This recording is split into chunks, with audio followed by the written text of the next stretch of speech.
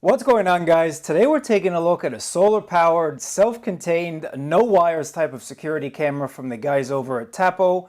This is their latest C402 kit, and the kit means you get the camera and the nice solar panel as well. Let's go over some of the key specs of the C402 once again. Now what I like about this is you have different ways that you can mount it. You can separate the panel from the camera, or you can kind of vertically integrate it like this. It's a nice design no matter which way you want to mount them. And it's all about that wire-free design. 100% I am down for that wire-free design. You can capture 1080p Full HD live video. You can get customizable sound and audible alerts as well. High efficiency solar panel charging, so 45 minutes of direct sunlight is going to be able to charge up that battery, and they claim up to about 180 days. Smart person detection, two-way audio, so you can go ahead and talk to your UPS guy or Amazon guy and say, I really appreciate you delivering my package. Color night vision once again, and you do have some options when it comes to storing your files. You can insert a micro SD card, or there also is a cloud paid option as well. IP65 is your water resistance. That's your weatherproofing rating. So let's just go ahead and check out what we get inside of the box here. So here's a little mounting guide. So if you wanted to drill these holes, this is a nice little sticker to help you guys do that. And this must be the solar panel. Definitely a nice, cool solar panel. Not as large as I thought it was going to be. So here's the palm of my hand. You can see my palm is definitely a lot larger than the solar panel. And with USB-C connectivity on the back. I actually really like this panel, but we'll check out the panel and whatnot a little bit later on. Here's your mounting solution. Let's go ahead and take a look at this mounting solution. Pretty cool once again. You can mount your solar panel here, then you can mount the camera right over there. Little zip tie, little cover right there, and here's your long USB-C cable. So if you did want to mount that USB-C solar panel somewhere else, this is the cable that you're going to use. Again, you can see the gasket over the USB-C connector, so that's going to ensure that you get a really nice snug fit, a really nice weatherproofed fit. And if you wanted to charge your camera, you can charge it with USB-C, give you the mounting cables and whatnot. Quick start guide, another little mounting guide as well. And this is a C402 camera. Let's just go ahead and take a look at it. And we also get a couple plugs and whatnot. So that's basically everything that comes in the box here. Mounting screw on the back. So if you wanted to mount this on a standard camera mounting apparatus, you could go ahead and do that. Or you could just kind of move this and put this one here. So you have different ways that you can mount it, as you can see. Pretty cool if you ask me. If we take a look at the back of the camera, and you do have your micro SD card slot right here. Micro SD is not included, so I'll put in a card in just a little bit. And then your other flap hides that USB-C port right on the back here. Really happy to see USB-C for charging. And that's basically it, guys. So I just want to show you this one more time. I think the mounting bracket is actually pretty unique. So if you didn't want to use the all-in-one type of solution, if you didn't want to put the solar panel here, you can see on the back it just kind of slides right into place just like this. But if you wanted to separate the panel and put the camera somewhere else, all you'd have to do is remove these two screws right here. And that's what the mounting plate is for, just to give you a nice cover if you don't use it. And then you can reuse this somewhere else. So you can use these screw holes to kind of mount this wherever you want to mount it. I think personally for right now, I'm going to leave the solar panel connected to this. I'm just going to screw it in like this just to show you. And once you tighten everything up, pretty awesome looking. And let me just show you what it's going to look like. I am going to go mount this outside. But really all you'd have to do is snap this into place. Plug in the USB-C cable to the back of the camera here. You can rotate the solar panel in a different direction to actually catch the sun. Can rotate it any which way. So really a nice design from Tapo. I think that looks pretty sweet in my opinion. Let's go ahead and set this up together. We'll check out the application, and then we're going to catch some rays so I can get some video footage to show you. Let me go outside.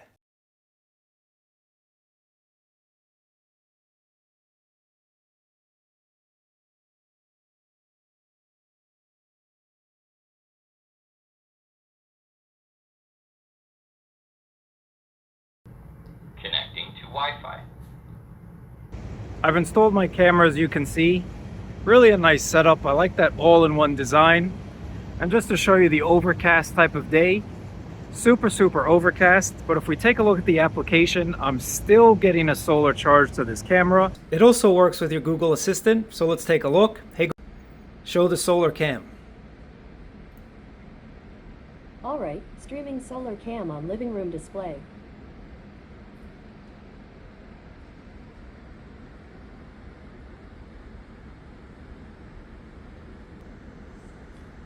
Now you can get a live feed of your Tapo camera on your digital assistant. Just take a look right there. If you got a nice snowy background, you can go ahead and leave it on as a wallpaper. But it does work with your Google Assistant. Let's just go over some of the settings of the Tapo C402 camera, and it's a really nice camera. It's very easy to navigate through all of the settings here. There's nothing that's really overly complicated. It truly is a plug and play type of solution. At the top here, you have a couple options. If you wanted to take a snapshot of what was going on, you could quickly do that.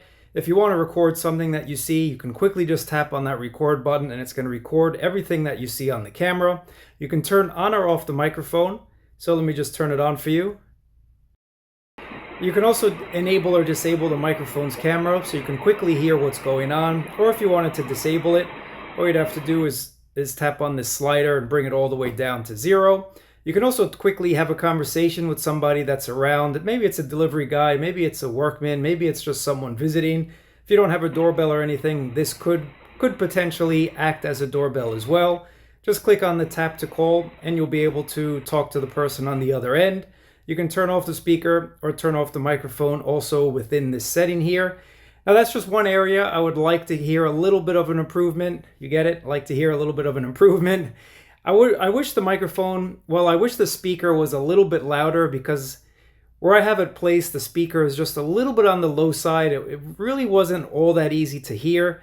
So again, that's just one minor gripe of this camera, is I wish the actual speaker quality and speaker volume rather was a little bit higher.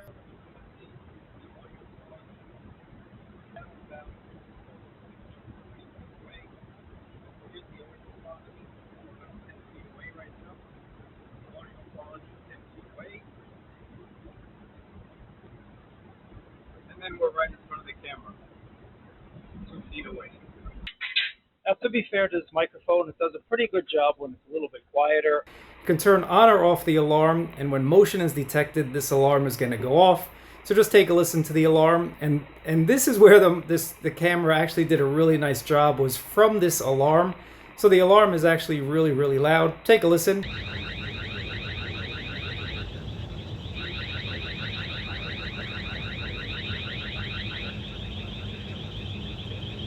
So I don't annoy my neighbors, I'm going to turn off that alarm. Now, privacy mode is something really cool. It's basically going to deactivate all streaming and recording. So this is a great feature, because if you have this in an area where maybe it looks into your living room or looks into a space where you don't want the camera to record, when you come home from work or you just come home in general, you can turn on privacy mode and streaming and recording functions are going to be disabled. Again, it basically turns off the camera until you're ready to record once again. So when you leave for the day or leave for the night, you can go ahead and turn off privacy mode and the camera is going to resume normal functions. There is a little bit of a light. As you can see, guys, the 2 lights on the front actually do a decent job of illuminating the space around.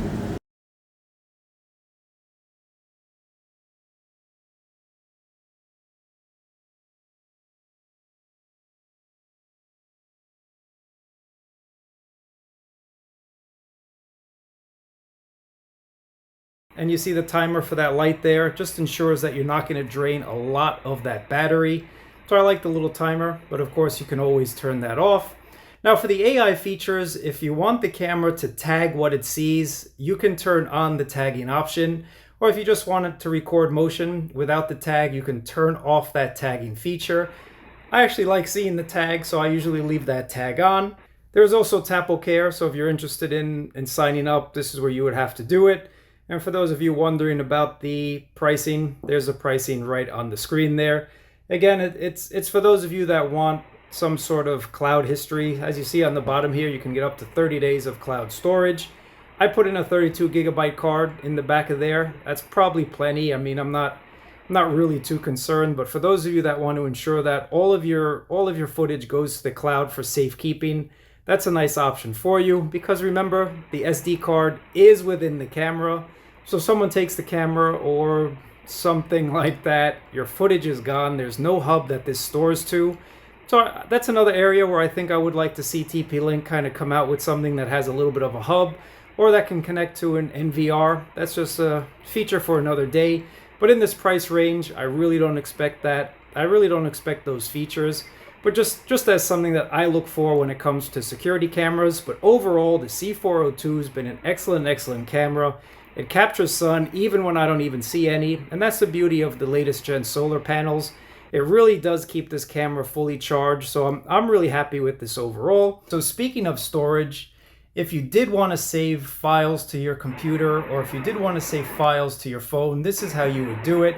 So you can see here, I have tagging on and it sees a person with motion. And you can hear the sound around. I'm just going to turn off the sound just for this video. So if you wanted to download a file, all you have to do is click on the little menu there, click on download, and this is going to download directly to your device. Again, this is going to be for safekeeping.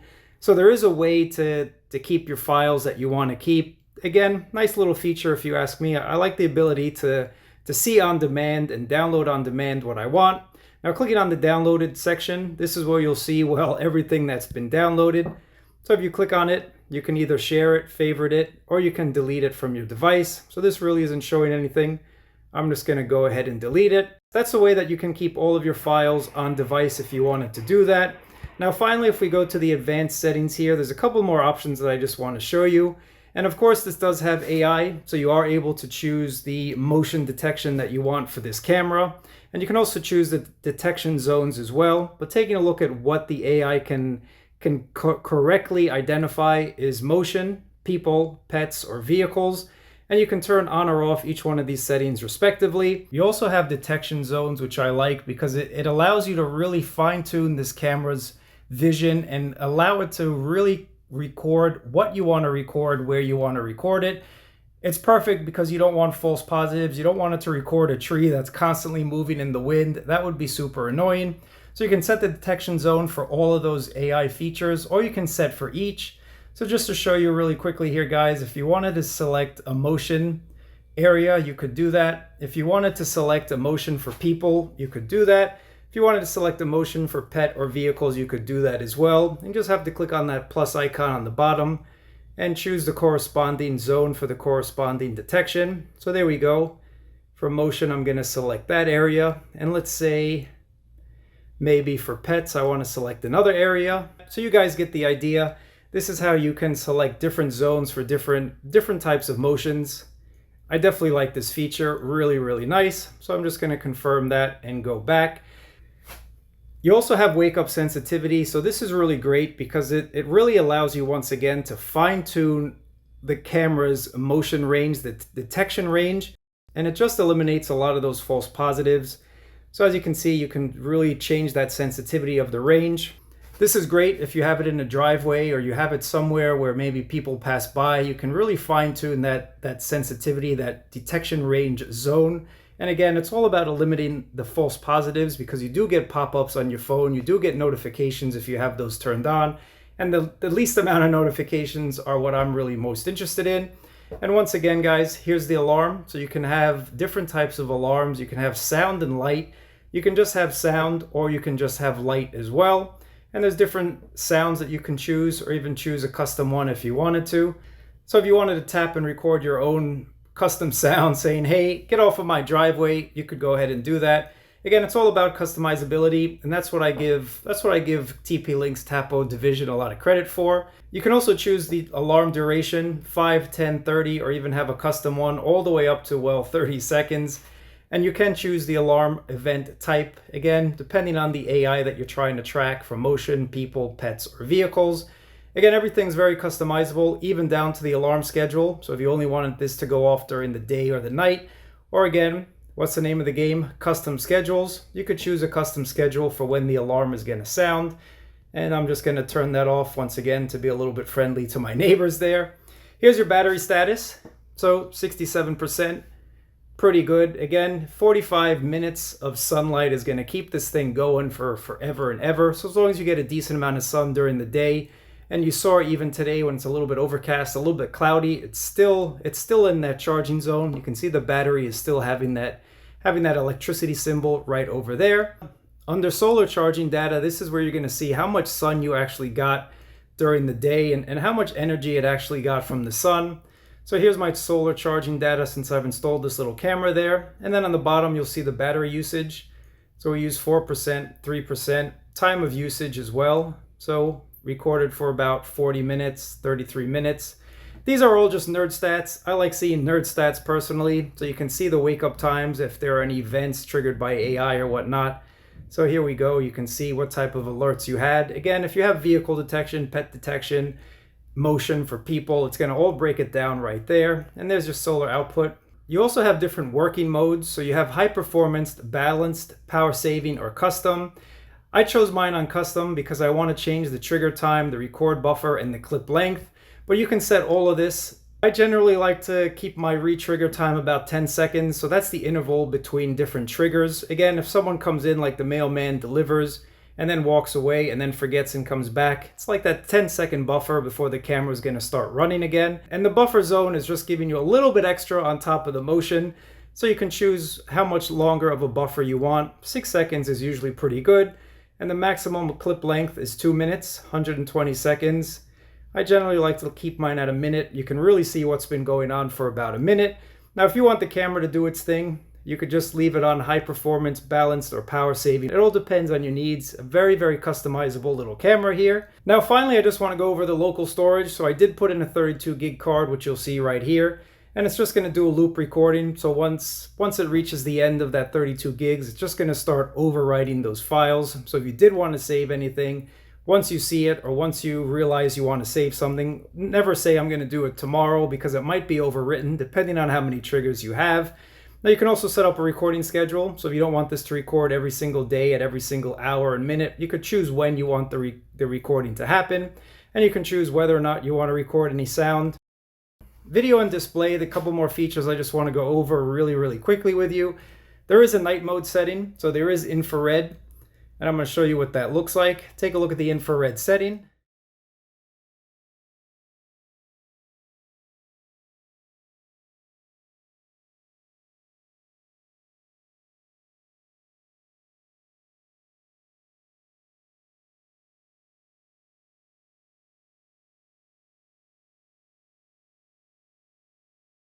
And there's also a color mode as well.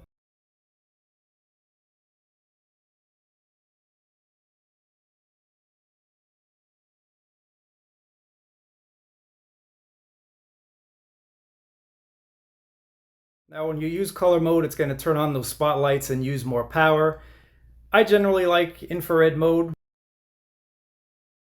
And here's your viewing distance as well. So you can also change the viewing distance in the night mode settings. Video quality, it's a 1080p camera. I like to leave it at 1080p personally. It's really going to depend on your internet connection. It's going to show you in the app depending on your internet speed, the video. I generally like to leave mine on 1080p because I have a pretty decent signal. But if you have it somewhere that's a little bit further out in your backyard or something, just leave it on auto and the camera is going to test your internet speed and decide what it can actually stream over the internet. And again, higher quality video does take more power. So maybe in the winter times, you want to kind of limit that power percentage depending on how much sun you get wherever you are as well. Now, if you want notifications to come to your phone, you can go ahead and do that. So under notifications, you can enable or disable it. And you can also send rich notifications as well. So you're going to get a little bit of a snapshot when there's a notification. Under advanced settings, nothing really I want to talk to you about there. You can also share the device. So if you wanted to share this with someone, you can go ahead and share that so they also have access to look at it. And then you also have smart functions. So when you arrive home, leave home, you can set some type of automation to happen when the camera sees you. You can go ahead and have it turn on lights or whatnot. And it's not just you. It does not recognize your face. But for example, detection, if it notices somebody, and this is a great feature if you're on vacation, if the camera notices somebody, you can say, you know what? I want my lights to go on. I want my driveway lights to go on. I want my interior lights to go on. I want this to go on. I want that to go on. So this is really a nice feature. Again, if you travel a lot or you go away, that's a nice feature to have. And there's a bunch of automations that you can do. So I like that it's nicely integrated into the Tapo application with other devices from TP-Link. As a reference, I wanted to show you with different distances what the camera is able to pick up in terms of the detail. So I wore this shirt that shows the American flag, and I also have a cup in my hand from Starbucks that says Pike. So I just want you guys to kind of look at it as I go through the different distances. Next to the wooden pole, the wooden solar light, that's about 10 feet away. And then I go 15, and then I'm about 20 feet away maximum. So just to show you the detail in terms of this Tapo C402.